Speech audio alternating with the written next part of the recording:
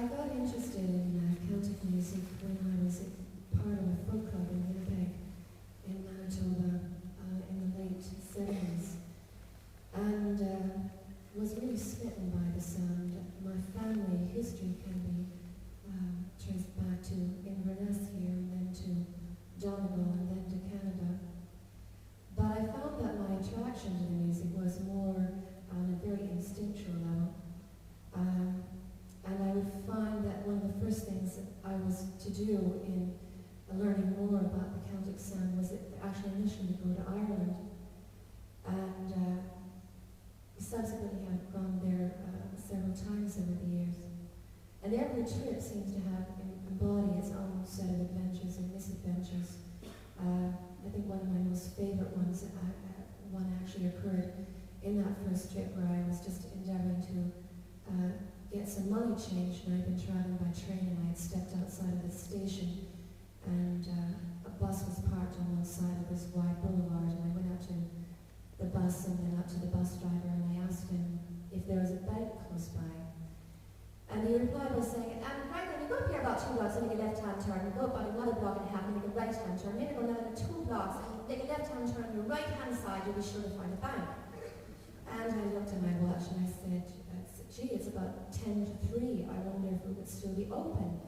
And without batting an eye, he'd say, oh, surely to God, it hasn't been open for years. And I said, well, I'd like to find a bank that was open today, I have some money to change and so on. He said, and right then, you see across the way there, you see that bus stop. Now, if you go and wait in that bus, let's say 12 or 15 minutes, and this was, of course, Irish time, which could be 20.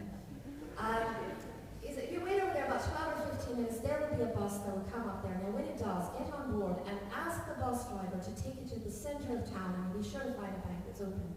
So I marched across with my suitcases and my guitar or whatever I was travelling with at the time, and waited about 12 or 15 Irish minutes, during which time I was watching him across the streets and lighting up a cigarette and reading his newspaper. And then at that appointed 12 or 15 minute note, he started up the engine, and he struck me and pulled up to my bus stop. So I got on board and I said, well, I'd like to go to the centre of town, please. To me, that seemed to, I think asking for directions in any foreign country has got to be the test of wits of any traveller.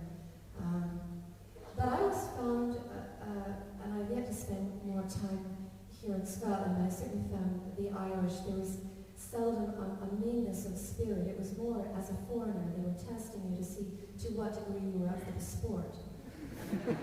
And so that was my introduction. In that same trip, I was to come across, be introduced to a wonderful field recording of a Dublin child telling her version of the Nativity story.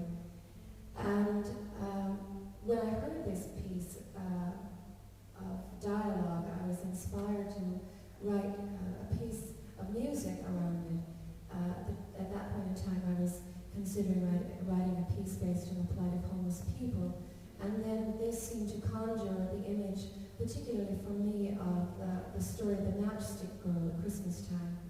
And so I set it in a very Dickensian kind of setting. For North Americans, we find the accent particularly strong to understand. I'm not sure where it will rest for you folks, but anyway, we're going to do this piece, and we're actually going to weave this girl's voice into the song. I hope you're able to catch much of what she's talking about. She does have her own point of view of the whole story. And you can also see the wheels turning. She can't quite remember exactly how the story went in church. And so she paraphrases the priest from time to time. And she's not shy of adding her own commentary. So in case there's any confusion in your mind, King Herod is the fellow we don't much care for.